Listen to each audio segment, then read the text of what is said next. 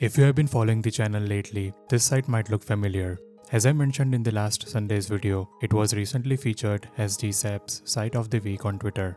And at the time, we explored this clever marquee animation that morphs into a horizontal scroll. But honestly, like I said, the site has way more going on. Right after my first visit, I knew I had to make one more video, this time focusing on this amazing timeline style sequence from the About page. As you can see, it starts with this subtle text reveal, that signature animated fill effect you have probably seen before, but right after that, these oversized headings slide in from opposite directions. They don't just pass through, they stack and collapse into just one bold heading at the center. And just when you think it's done, the whole thing scales down and a new block of text slides up into place, continuing that same animated fill effect. It's a seamless, thoughtful progression, and I was really impressed by how cleanly it was executed. So over the weekend, I decided to rebuild the entire thing from scratch just using GSAP and ScrollTrigger. And in this video, I'll walk you through how I recreated all the base animations of the scroll experience from scratch, step by step. If you find these kinds of rebuilds helpful, make sure to drop a like on the video and subscribe to the channel if you haven't already. And if you'd like to access the source code for this project, plus hundreds of other similar micro projects and a brand new website template every month, you can check out the Pro membership via the link in the description. Alright, let's get into the code. First, I'm starting with two simple sections, one for the hero and one for the outro. These aren't doing anything fancy right now, but they help give the scroll experience a clear beginning and end. It's just a nice way to anchor the page visually before and after the animated part kicks in. Inside each of those, I'm dropping in an image, nothing interactive or animated, just some filler content so the layout doesn't feel empty. You can skip this if you want, it's not tied to any of the scroll logic we'll be adding later. Next, I'm adding a new section called About. This is where we'll place that first block of introductory text, the one you saw in the demo earlier with the animated fill effect. Inside this section, I'm placing a heading element and giving it some placeholder text. I'm also adding a class called AnimateText to this heading. That class is important because later in JavaScript, we'll use it to apply the text fill animation as the user scrolls. Next, let's move on to the main animated part, the services section. This one will hold three large heading elements, each wrapped inside a div with the class services header. Instead of using plain text here, I'm placing an image inside each one, specifically an SVG version of the heading. This is because using images here gives us a bit more control over the layout and scaling, especially on different screen sizes. I think the original site used SVGs too, and in this case, it just makes things easier to manage visually. After that, I'm creating one final section. This one's called Services Copy. Just like the About section earlier, it holds a single heading with some placeholder text, and it also uses the AnimateText class, so we can animate the text fill here too. Now, I'm placing this section separately instead of tucking it inside the main services section. The reason is simple. The services section is going to have a bunch of transforms applied to it, especially for the big animated headers. And trying to run scroll-based triggers on a heading inside that same section ended up getting messy. So splitting it out into its own block keeps the animation logic cleaner and easier to manage, especially when we pin or unpin things later. That's everything we need for the HTML structure.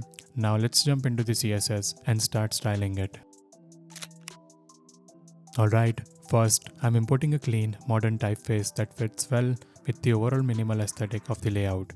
Then I'm applying a quick reset across all elements just to remove any default spacing and make sure the box model is consistent everywhere.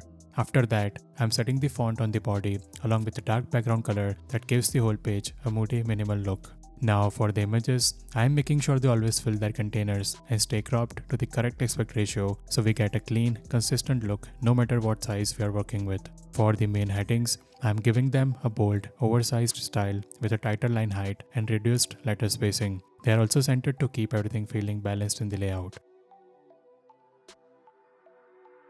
Then, I'm styling the hero, outro and about sections. These are all full screen blocks that center the inner content vertically and horizontally. This gives them a nice spacious feel and make sure they hold their place clearly in the scroll sequence.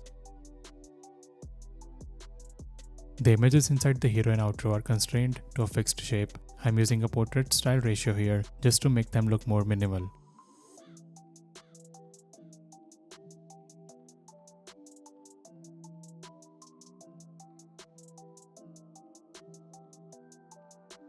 Now, let's move on to the services section. This is where the main heading animation takes place. I have set it up as a full screen block centered in both directions and stacked in a vertical layout. That way, all 3 header rows are aligned clearly, one after the other. Each row uses the same class and holds an image, and this is where we start prepping for the animation.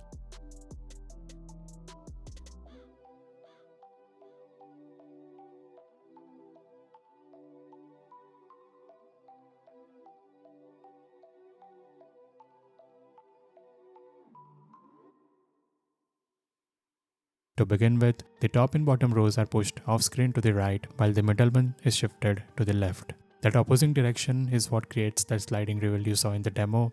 The reason we offset the rows like this is we can animate them separately and have them meet at the center.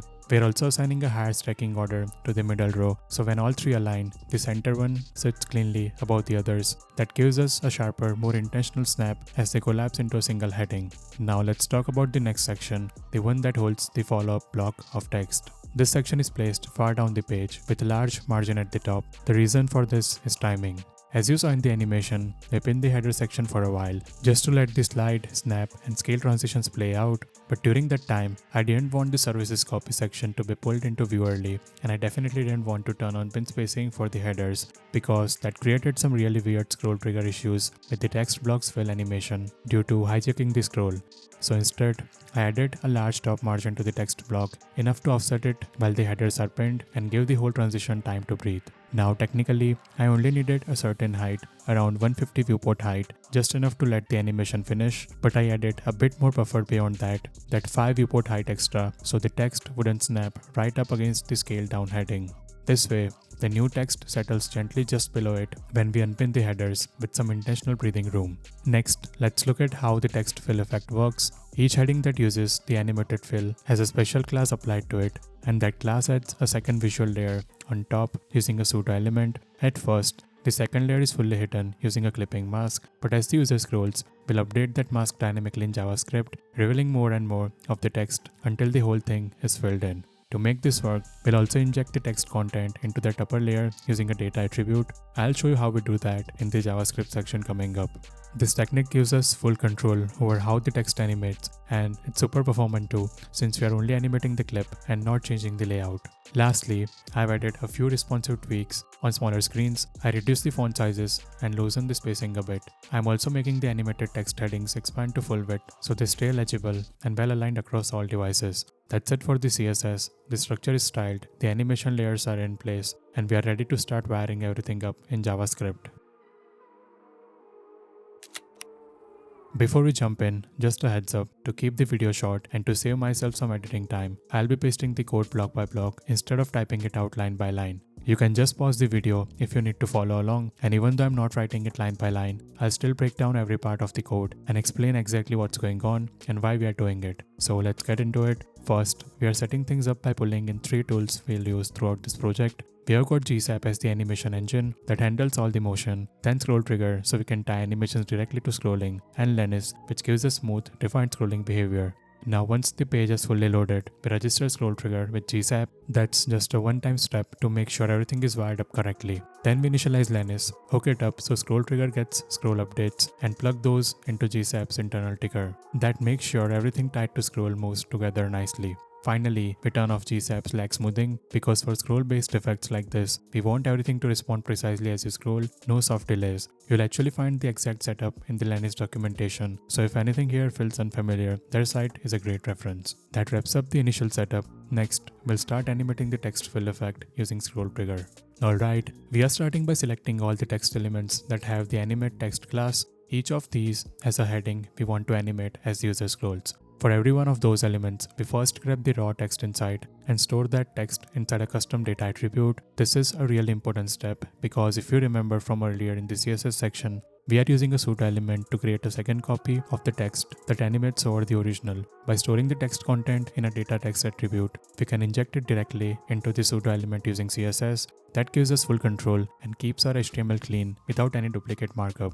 Once that's done, we set up a scroll trigger for each heading. We want the animation to start when the top of the element reaches the middle of the viewport and finish when the bottom of the element hits the same point. So that gives us a nice middle section where the animation plays based on scroll progress. We also enable scrubbing, so instead of the animation just playing on its own, it stays fully linked to scroll.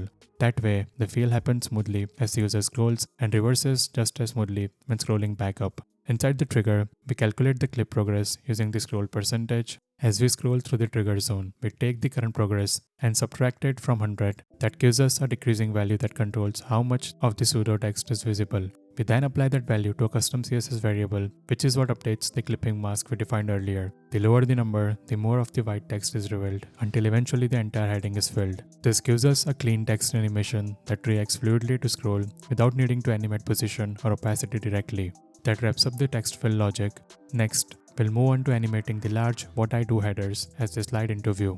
We are creating a new scroll trigger that tracks the scroll position as we move into that section. It starts when the section first enters the bottom of the viewport and ends when the top of the section reaches the top of the screen. So we are essentially creating a range that spans the entire vertical scroll of that section. We have turned scrubbing on here as well, so everything stays synced to scroll.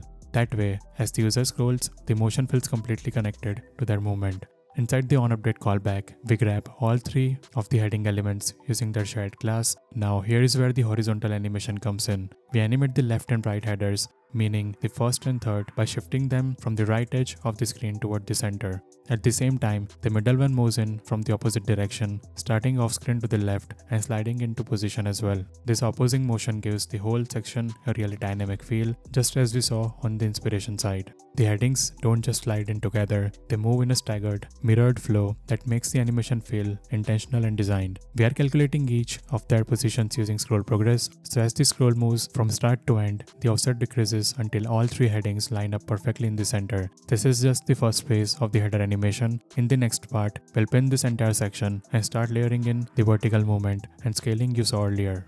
For that, we are targeting the same services section again, but this time we are pinning it in place as soon as it reaches the top of the viewport. And we keep it pinned for custom distance, in this case twice the height of the screen. That gives us enough scroll time to animate everything cleanly, first the vertical movement and then the scale down effect. We also set pin spacing to false here. That's because we already manually added margin to the next section, the one with the second block of text, so we don't want ScrollTrigger to inject extra space below this one. Leaving it off keeps everything cleaner and avoids any layout issues. Now inside the onUpdate callback, we start by grabbing all three header elements again. Then we split the scroll logic into two parts. For the first half of the scroll, when progress is between 0 and 50%, we animate the vertical movement. We calculate how far into that first half we are, and we use that value to shift the top and bottom headers. The top one moves downward and the bottom one moves upward. The middle heading doesn't move, it stays in place and acts as the anchor. Once we hit the halfway point, we lock the top and bottom rows in their final vertical positions. The top one is fully moved down and the bottom one is fully moved up, and that completes the drift in part of the sequence. Now we start the second half of the animation, which is where the scaling kicks in. We calculate how far into the second half we are, and we then use that value to reduce the size of all three headers evenly. We also add a fallback for smaller screens. If the window width is below a certain point, we stop the scale from going too small, so the text always stays readable. The final scale value is interpolated between full size and that minimum, creating a smooth shrink down effect that finishes right as the section scroll ends. The result is this really polished moment where the headers come together and snap into a centered title just before the text section appears. This final scroll trigger ties the whole thing together and gives the animation a clear, satisfying ending. Hope you found the video helpful. See you in the next one.